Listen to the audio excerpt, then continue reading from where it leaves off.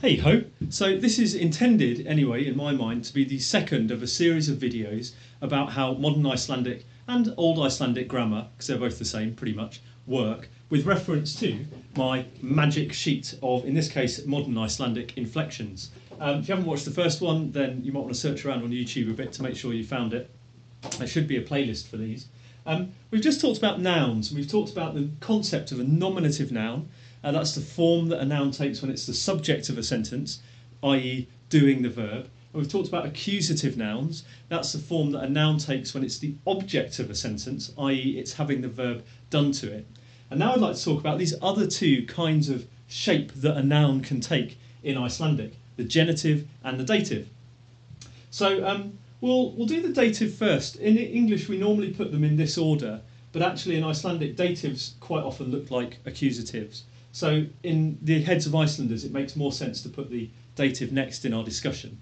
So we'll think about datives, and basically a dative is a noun or the form that a noun takes after a preposition. I'll complicate this slightly in a minute, but that's the basic principle.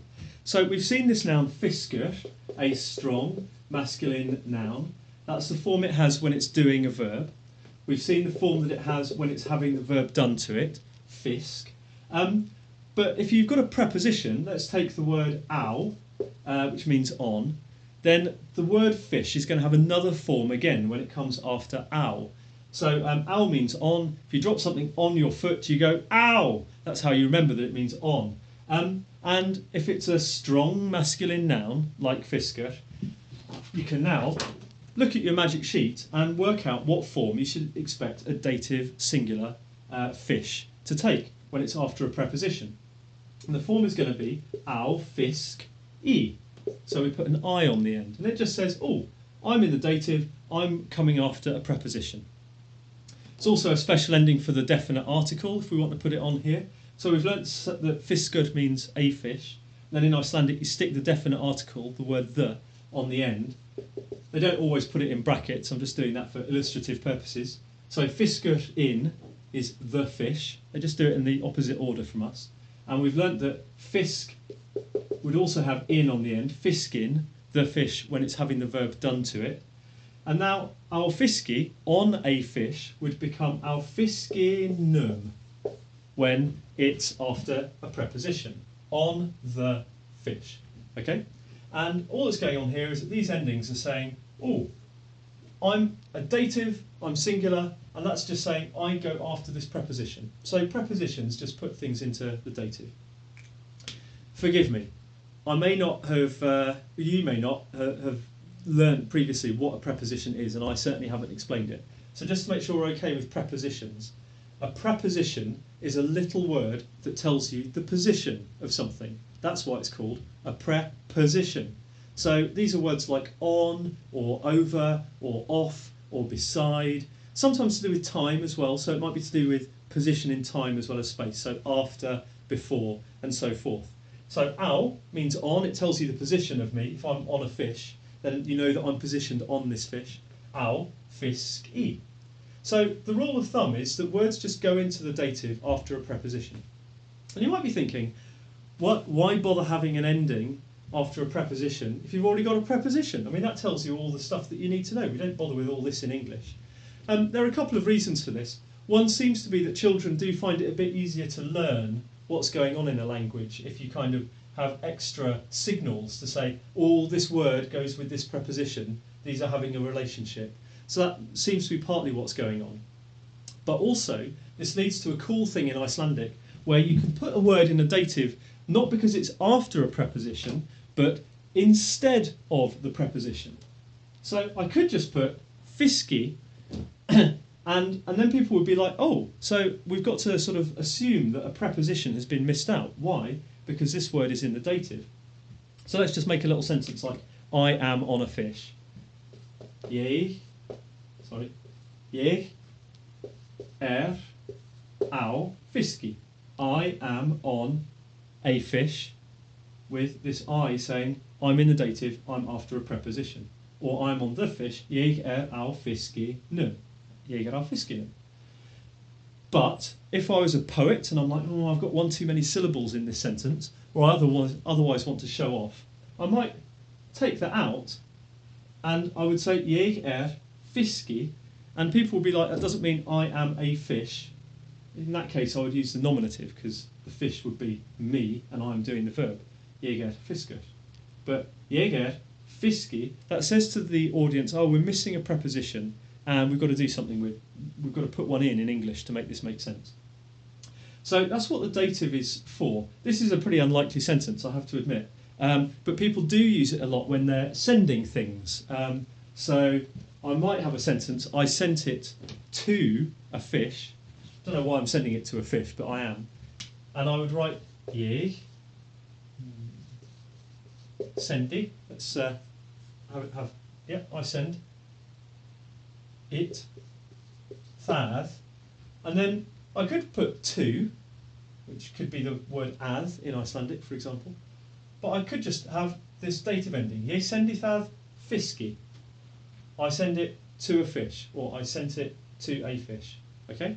So, yeah, this dative thing is used after a preposition or instead of a preposition. If any of you is studying any Old Norse, you can go and look at Auðunarþáttur, the story of Auðun, a guy with a polar bear who takes it to give it to the King of Denmark. Famous story, so you might have encountered it. That's got loads of gift giving, so it's totally rammed with datives. People are always giving stuff to each other or receiving stuff from each other. Be another context where you would use a dative. From tells you the position of something. So, ég sendi það fiskinum. That's how datives work. Cool, so hopefully that's okay. And again, if you look at your magic sheet, oh, that's my old English one. Look at your Icelandic magic sheet.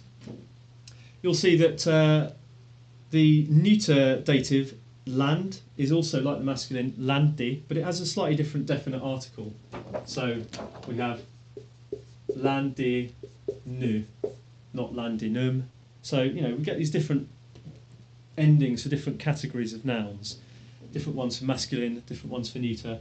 And if you go further along, again, you'll see that mind, meaning picture, has the same form in the dative as in the accusative, but the definite article is different in each case. So again, we just have slightly different ways of signalling these different cases in different words in Icelandic. And sometimes a word might work for several cases and there'll be some slight ambiguity there, but people will usually sort that out from context or by bothering to put in a preposition like ow, on.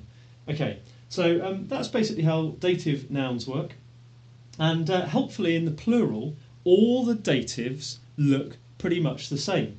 So this is one of the most useful things to learn about Icelandic grammar. It works for Old English too, works for lots of sort of old Germanic languages.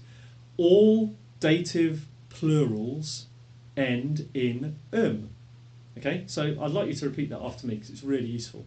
Okay, all dative plurals end in Yeah, brilliant. Okay, just really keep that in your head. So this makes life very easy in the plural. If I'm on lots of fish, on fishes, á fisk Cool. Or if it's got the definite article on the end, á fiskunum. That's a little bit confusing. You'd expect it to be fisk but they just can't face getting their tongues around fiskumum, so they wind up with fiskunum. Ég á fiskunum. And we could take a neuter noun and it's going to work the same. So I might be on land and I would be, sorry, on lands. I don't know why I'm on lots of lands, because I'm a giant and I can kind of put feet on both lands at once. It's amazing. Á learned on lands, or á learndunum if it's the lands. And this will work for feminine nouns as well. So I might have a picture. I might be standing on a picture. I don't know why I'm on this poor picture, but that's what I'm doing. So, ég á, oh, not just one, well, á mynd, one picture. Ég á mynd, I'm on a picture. If I'm on pictures, what are we going to do? Ég á mynd, what do we put on all dative plurals? Ég á myndum, okay, I'm on pictures. And if I'm on the pictures, it will become myndunum.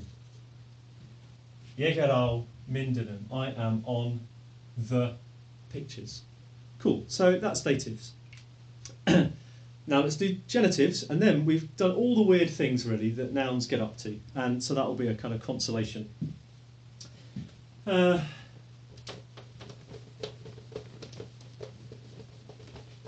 Genitives are when one noun is owning another, and certainly my students quite often get confused about whether the noun that's the genitive is the one that does the owning or is being owned. The genitive is the noun that's doing the owning, okay? Like the fish's dinner went cold, okay? Who's owning the dinner there? It's the fish. So the fish is in the genitive, okay? The fish's dinner went cold. So let's we've got fisker, because it's doing the verb, or fisk if it's having the verb done to it, or fiski if it's after a preposition or instead of a preposition, a little word that tells you the position of things, or if it's owning something, it will be fisks in the singular. And obviously that S is just like apostrophe S in English. The fish's dinner. Okay, and they don't have an apostrophe in Icelandic, but otherwise it works the same. So this is a nice way in which English and Icelandic are very similar for historical reasons. So fisks means fish apostrophe S. The fish is something, or a fish is something. If it's got the definite article on the end, if it actually is the fish is something, fisks ins. Okay, the fish apostrophe S. The fish's thing. The fish's dinner. Cool. So one of the confusing things about this is that in English we have two ways of doing this kind of possession. We have two ways of expressing what in Icelandic you would call a genitive. So that's a bit annoying. We can say the fish's dinner, but we can also say the dinner of the fish, or of a fish. Okay, the dinner of a fish, or like the dinner of a fish is always watery. Or we might say the fish's dinner, or a fish's dinner is always watery. These basically mean the same thing, okay? And we use them in slightly different contexts for reasons that are to do with English grammar that we won't go into here. Icelandic doesn't really distinguish between these, certainly not for our purposes today. For both of these, they would use just the genitive ending. They would just put an S on the end in the case of a masculine noun like fisk. So fisks means both fishes, apostrophe S, and of a fish. And fisksins means both the fishes, apostrophe S, or of the fish. Okay? Same thing. So when you're translating Icelandic, you might need to use this type or this type of genitive in English for it to sound idiomatic and right. And you just have to decide what you think is most appropriate. Cool. A bit like with the dative, this works the same in the neuter. So if you look at your neuter nouns, you'll have land when it's doing the verb, and you'll have land when it's having the verb done to it, because they don't distinguish between nominative and accusative in these neuter nouns. So that's kind of easy in a way. But for the genitive, it's like the masculines, lands. And for the dative, we were going to put that in there, fiski, after a preposition, or instead of a preposition, we would have landi. So the neuter nouns do the same thing, and if it's the lands, apostrophe S, we have ins, lands ins, okay, landsins. So those are nice and similar. If you look at your magic sheet, you look along to the feminine strong nouns, you'll see that they do things a little bit differently, and they actually, in the singular, have ar, A-R, ar on the end for their genitive ending. So it's just another example of these different categories of nouns having slightly different endings to express their grammatical functions. When you read Icelandic, you might well have to look a word up and check what gender it is in order to check what different things its ending could be against the magic sheet. But hopefully the concept of just apostrophe S being like this ending here in Icelandic is straightforward. In the plural, for genitive plurals, again, it's very helpful because pretty much all nouns have the same genitive plural ending. We can say, reliably at least, that all genitive plurals end in a. Okay? So all dative plurals ended in but all genitive plurals end in a. So if I want to say S apostrophe, what in English would be fishes, the fish's dinner, okay. In English, this sounds the same as if there's one fish, but we put the apostrophe in a different place. Icelandic, fortunately, has a proper genitive plural ending, so you can hear the difference easily. And we put an A on the end, so it would be fiska, okay? Fiska, and then whatever they're owning. Let's have dinner. Well, let's have food. Matur, okay? Matur means food, if it's doing the verb. Fiska matur, the fish's S apostrophe food, or food of the fish, plural, the food of the fishes. I say the fish, let's put the proper definite article ending on as well. If it's of the fishes, it will be fiskana. Okay? And this works for basically all nouns. I'm just going to have a paranoid moment, kind of having a look at my magic sheet. It is true. Actually, all nouns. Feminine weak nouns are very slightly different, but they do end in A. All genitive plurals end in A. So that's the key thing. So if we have lands, and there are lots of lands, and they own something, I don't know why, but it's a kind of United Nations of lands, it would be landa, okay? And if it's the lands, landanna, okay? So that would be lands S apostrophe, or of lands, okay? Means the same thing. And if it's feminine, it's going to work too. So mind will become minda if it's of pictures, or mindana if it's of the pictures. So that's genitive endings, and hopefully that's fairly clear. All genitive plurals end in A. That's a really quick sketch then of what NAGD, nominative, accusative, genitive, dative, on the magic sheet mean and why they're there. And hopefully you're now in a position to kind of conjure up Icelandic sentences where you're like, okay, if I want a picture to own something, and there's one picture, I will go to my singular genitive box, and then I'll work my way along to where the feminine strong nouns are, because mind is a feminine strong noun, and then it will tell you the form that word will take. And conversely, if you're reading Icelandic and you're like, oh, this is a noun, I've looked it up in the dictionary, it's a feminine strong noun, what could this ending be? You would be able to look down this list and see all of the things, all the endings that noun can take, and usually identify what form it's in the text that you're looking at. So these nouns on the magic sheet stand for big categories. So, you know, it's not just like I've told you how fish works, okay? There are lots of nouns that work like fiskur, like hundur, meaning dog, or strákur, meaning boy. They all fit that pattern. And likewise, there are lots of neuter nouns like land, like land, but also borð, table, or child, that all behave like this one on here. And there are lots of feminine nouns that behave like mind, like leið, a route or a way, or rödd, a voice. So you can, kind of find a feminine noun and expect it to be like one of these emboldened ones on the, well, you can find a noun and expect it, and find out its gender, then expect it to be like one of these emboldened nouns on the magic sheet. I have also included lots of nouns that are not in bold, and you'll see if you have a look at the endings that they're a bit different from the ones in bold. So, unfortunately, the world is not so simple that all strong masculine nouns are exactly like fiskur. There are kind of subcategories that are a bit different in different ways, and you can find these on the magic sheet. I think of those as exceptions. So you might look up you might see a word and you'll be like, oh, okay, I'll look this up in the dictionary. Oh, it's masculine, and then you'll be like, but this ending doesn't seem to work with any of the endings of fiskur. It's either a different ending or it just doesn't seem to have the right function. Then you might be like, okay, maybe it's one of these other ones, and you'll have a look at those. The more sophisticated an understanding of Icelandic grammar you get, the more kind of targeted that research will be, and pretty soon you'll be like, oh, this is a noun like staður, I see. But the big principle is that these nouns in bold tell you the main patterns. Down at the end we've got the weak nouns. I haven't been using them as examples, but they work in basically the same way. The only difference is that they tend to end in vowels. And when you put the definite article on the end of one of these weak nouns that ends in a vowel, where's my pen? My pen's gone. Tragic. Get a blue one instead. Let's take a noun like nemi, a student. Okay, nemi, a student.